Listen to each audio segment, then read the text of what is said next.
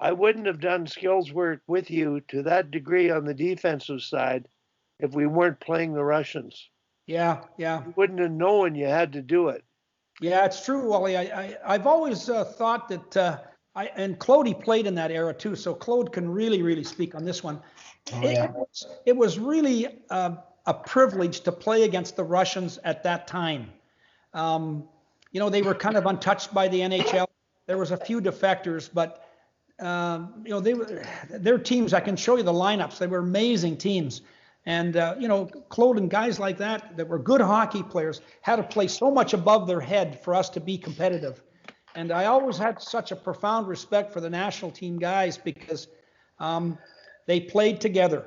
I mean, we played as five, and we defended by committee, and we really worked at it. And Wally, I think I look back, and we had to deal with those details because that was the way we were going to try to even the table a little bit. And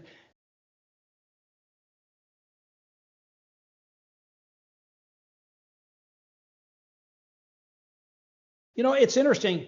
It's really interesting to me. I used to watch, like I always, and Claude again can attest to this, not so all the Olympics, but 1984, 1988, and 1992, there's U.S. and Canada, both similar teams, both a lot of ex-college players, junior players, young teams.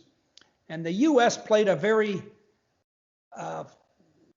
really attack-orientated game. They were going to try to outscore you. We always had to, we felt, to be competitive, play real strong defensively. And sometimes it hurt us because we couldn't score, but we tried to keep the game. We tried to play a little bit stronger on the defensive side, still had to attack, but we stressed more defense than maybe the Americans. I can remember the Americans, they'd come into the zone offensively, and they would just absolutely crash the net. They'd drive the middle lane, they'd be on a wide angle, they'd throw it across, the pass wouldn't connect, there'd be a loose puck, and off the Russians would go with a great transition puck. Our game was take the puck into the offensive zone, look to go to the net suddenly and quickly. But if it's not there, take it wide and take it deep. Hold the puck, make them get into coverage, make them stop. And if we could get Krutov, Makarov, and Larionov stopped and maybe they get a puck, but they're starting from a stop position, we felt our chances were much better. And in all three Olympics, we outperformed the U.S. and their teams were every bit as good as ours. But our approach was different because we wanted to be defensively sound. So I'm not saying it's the best way to do it, but that's what we tried to do. And it was a lot of your skating work, Wally, that made the difference.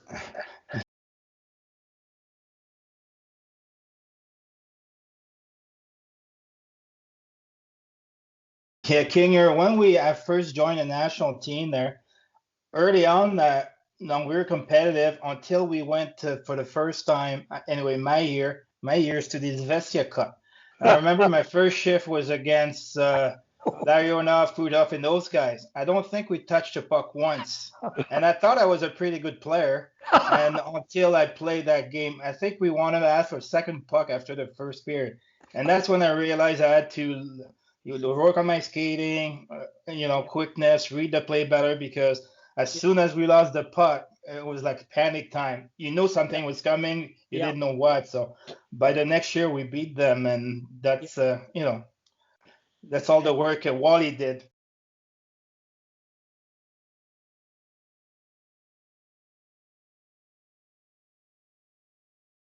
You came back from that Izvestia Claude was at. Yeah. And you told me the story. They never touched the puck in the first period, and you heard the players talking in the dressing room. I don't know if you recall it, but they were talking coach talk.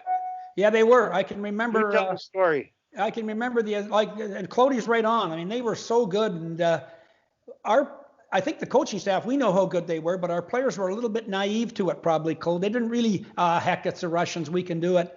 And like most typical Canadian teams, the hardest thing was to rein the guys in. Like, don't blow all your energy in the first 5 minutes because there's still 15 minutes left in the period.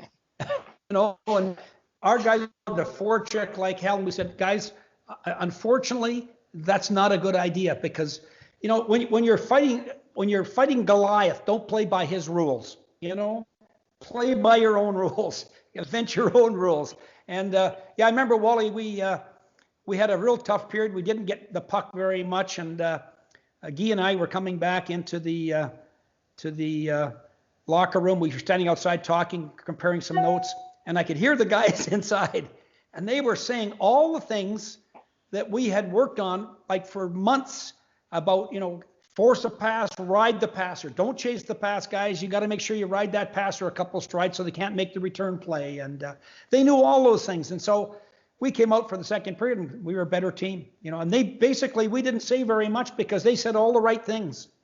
They knew we had to adjust our game. We had to compromise our game, Claude, because they were so good. We couldn't match that type of game with them. We had to play smarter. We had to play a different style of game to stay in the game. And that was one of the greatest things I think in coaching is when you can stand outside the door of the dressing room and you hear your players saying all the right things. Because then you know they're getting it.